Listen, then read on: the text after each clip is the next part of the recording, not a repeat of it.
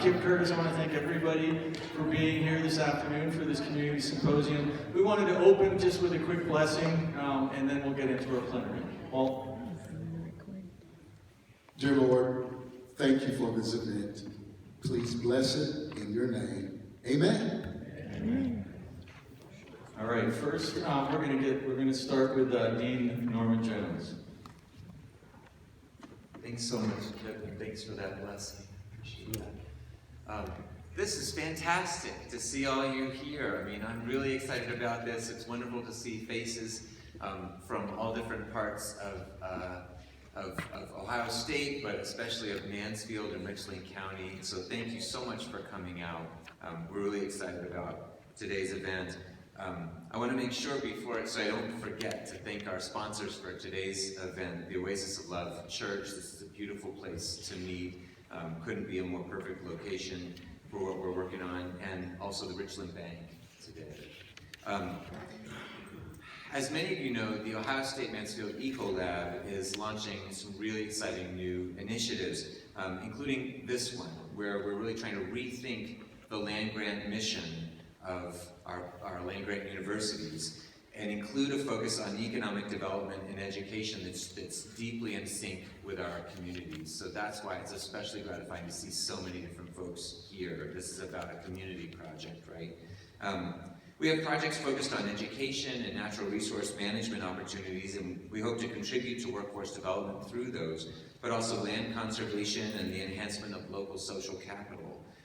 Today, we're talking specifically about food and agriculture in the city. We're really delighted to engage our researchers and partner with Columbus campus of Ohio State, as well as the Worcester OARDC facility, to facilitate community-guided project development. Mansfield is our community, and we're really excited to be building these robust long-term partnerships with so many different groups and leaders in Mansfield. If we are successful today, this will feel less like an Ohio State concept and much more like a Mansfield and Richland County project by the time we're finished. So I hope you'll approach it with that spirit, that we're all taking ownership of this together. I'm a Mansfielder as well as an Ohio State Buckeye. We love this coming together, and I'm really grateful to you all for being willing to take ownership of this and see this larger vision that I think is pointing towards something greater that we can become. And thank you again for just willing to be part of the planning process. It's really important work, and I'm just grateful for your willingness to come share your time, energy, and ideas with us tonight. Thanks so much.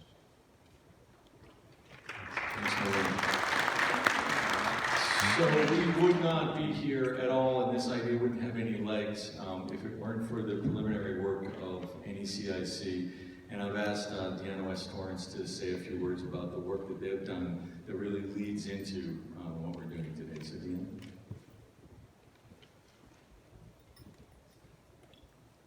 Good afternoon. Good to see all of you. We're really, really excited. I first want to thank the Ohio State University, their board and staff, and all the energy that they put behind pulling this together and all the different partners. So I don't want to just talk about NECIC, but I do want to talk about how the food work began. In 2007, how the group that is starting this started. In 2007, NECIC started with small grants. We were a brand new organization. We were trying to engage people in the work that we were doing. And so we offered $250 grants to get neighbors to work together. And from that began the community garden kind of movement. We awarded several community gardens those first few years and did that all the way through 2010, where we began kind of hosting and serving as a garden hub to community gardeners. So the big shout out goes to the community gardeners in the community who, there were 10 initially in the north end, and now there's about 29 in Richland County. So we knew that we needed to start with a person that loved gardening. It was later we found out that we met all the criteria, particularly in the north end, to be a food desert. With that meaning the distance we were from food, whether or not people had transportation, and so forth. So when that happened, we had begun receiving funding in order to support local gardens, but we significantly wanted to expand that work. So we pulled together over the years several partners, beginning with our community gardeners, particularly those in the North End.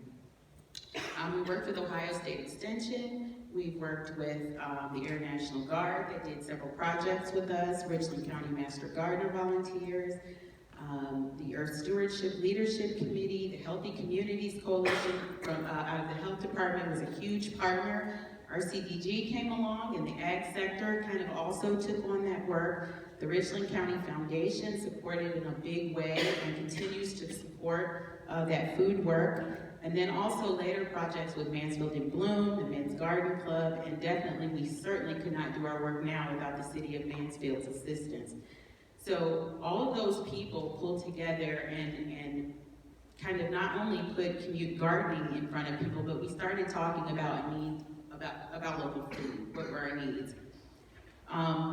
The functions that we served where we would coordinate seed swaps. I also want to mention the prison, because initially they would bring big plants and we would give those things out to the community gardeners. So it really began as a community building strategy. After we found out we were a food desert, and after the North End lost its only grocery store in the community, we started really looking at our work as being much more imperative in the food area. We started talking about a food hub, which now we have absolutely no capacity to do something that major. So that is some of the work that we are able to do now, hopefully with this project. So we're really excited about that. We continue with the help of the City of Mansfield's Community Development Block Grant Funds to fund community garden grants, and that started in 2012, where we offer money to start community gardens or expand. With that came classes for those who wanted to self-market. Being a low-income neighborhood, we realized that fresh food access was an issue, but we could also grow food for sale, which led to the beginning of the farmers market. We also sponsored memberships for people to take the Richland County Master Gardener Volunteer Training in the North End. We held food forums, and so we're really grateful for all of the participation, the partners, and the significant investment from the foundation, from the city, and everyone who's contributed time and resources to this work. We're really excited now that Ohio State is here and is a partner in leading this work, and so we've been involved from the very beginning. I think Kip had been in town a week, and I got a call that I had to meet this guy working with food. So it's been a wonderful partnership, and we're really excited to be a part of it, not only for the neighborhood, but for the whole community. And I think that the big thing here will be about the economic impact that we can really have on Richland County.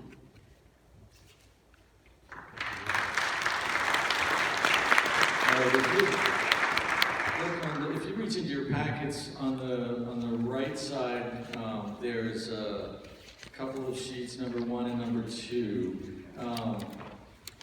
I just want to talk a little bit about the concept that's kind of brought us all here, and is a starting point for our conversations today in both of our breakout sessions. I came to OSU Mansfield 2.5 years ago after spending 8 years in St. Petersburg, Florida, building schoolyard gardens and working towards building a urban food system, and learned a lot about the kinds of obstacles that exist. And when I got here, there was also this really remarkable discovery theme, in fact, the Initiative for Food and Agricultural Transformation. And I sat down with a group of researchers a little over a year ago, and we said, well, what might we do interdisciplinarily? How might we put our thoughts together? And there are lots of different sort of silos of ideas over the course of that hour and a half conversation, the end of which we said, well, wait a minute, what if we attack the whole system at once? What if we thought about, instead of doing piece by piece, we recognize that in a community like Mansfield,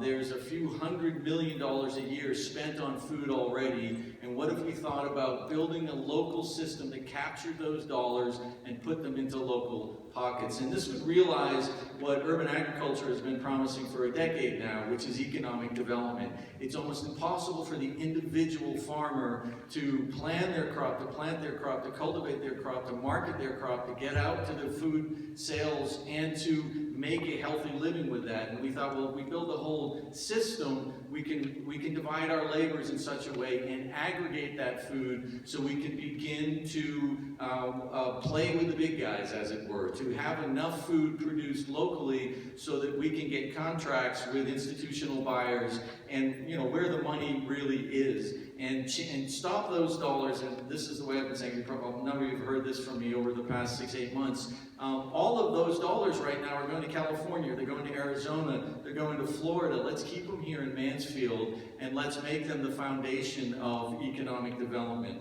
So that first page there is just a conceptual schematic. The green areas are the food deserts. And those blue areas are imagined microfarms, 1/3 of an acre, 1/2 of an acre, maybe even up to an acre, where individual farmers would grow food and be able to make between $25,000, $35,000, $40,000 a year net on food sales themselves by being a part of a cooperative and part of a system. That's the concept. And then the second page is what grows out of my work in education, which is that every single school in Mansfield should have a microfarm on it. It should be a classroom, and it should be growing that food for the kids to eat in the schools themselves, so that food literacy, food production is a part of education, and so that those active hands-on sites are places where our hardest to reach learners can go and get re-engaged in learning. And my experiences in Florida was that this kind of a classroom captured students' imaginations and really turned around both their behavior and then ultimately their success in school.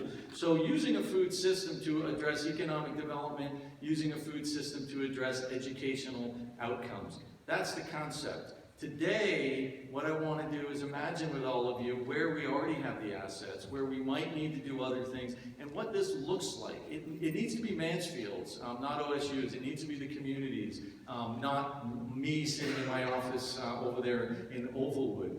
So I am so grateful that everyone has turned out, so many folks have turned out to participate in this conversation. I ask you to put on your best imagination hats to dream big today, but ultimately what we want to do is walk away with some concrete ideas, because there is funding available to go after a 2 or 3 year pilot project that creates a low or no risk environment for us to get this system up and running with the ultimate goal of sustainability, so that we don't have to go back asking for money 5, 6 years down the road, where we're actually keeping it here and supporting ourselves with it. So thank you all for coming. And we have one more plenary speaker, Douglas Jackson Smith, who's coming over from OARDC Worcester, who's going to talk a little bit about the community process. Thank you. So as Kip said, I'm Doug Jackson Smith. I'm a sociologist. Thanks, Kip. I think those claps are for him, but I'll take them. I'm a sociologist, a professor at Ohio State. I'm new to Ohio. Ohio's not my native state. I will probably never be my native state. I'll never really be accepted in Worcester as a local. But I took this job because Ohio State's trying to make some investments in transformative approaches to doing university work. That transformative approach means a lot of things to a lot of people, but one of the things I told them when they hired me that they now have to live with is that I want to see universities kind of reverse the relationship we often have with communities. And then this project came along. I work on agriculture and I work on food systems. And this project, Kip's a dynamo, as you can tell, gave me a call one day and brought me over to find out what's happening in Mansfield. And I have come to appreciate the tremendous capacity that OSU's Mansfield campus brings to this community. I've really seen the bells and whistles that the Ohio State system as a whole has. A lot of people, a lot of money, a lot of expertise. But I think the one message I want you to take, which is the culmination of over 20 years of work I do in this area, is Ohio State's not going to do anything in this community that's going to change this community. Ohio State can do things to support the work of this community. And the success of a food system intervention, the success of any kind of creative ideas, we are full of ideas that no one ever uses. It's going to depend on whether or not this community can go through a process and figure out what they want, and then call upon Ohio State as a resource to support that effort. So we want to clearly convey today that the point of today's meeting is not for us to explain to you what we think Mansfield should do. It'll sound like that because we're naturally inclined to give you that. But we want this to be a chance for us to hear what works for people here, what works for residents of the community, what works for I work with farmers, farmers and producers that might be interested in being involved in food stuff in Mansfield. And there are things we've pre-prepared in terms of ideas that we want to float past you, but we're very open to new suggestions. So please take that challenge seriously and embrace this as your project, as a chance for you guys to decide as a community what you think is going to be most effective. And then based on what we hear, it's going to steer us in whatever direction we can turn to be most useful. So I'll leave it with that. We have a process that's going to mainly involve sitting around and talking among yourselves with some facilitation from us. And Cindy Wood, I think, is going to give you a few of the logistics, including the most important thing is how we're going to get fed later.